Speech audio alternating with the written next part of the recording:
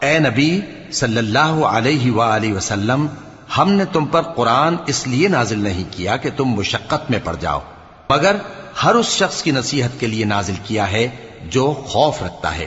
یہ اس ذات کا اتارا ہوا ہے جس نے زمین اور اونچے اونچے آسمان بنائے، یعنی رحمان، جو عرش پر جلوہ افروز ہوا۔ جو کچھ آسمانوں میں ہے اور جو کچھ زمین میں ہے اور جو کچھ ان دونوں کے بیچ میں ہے اور جو کچھ مٹی کے نیچے ہے، سب اسی کا ہے۔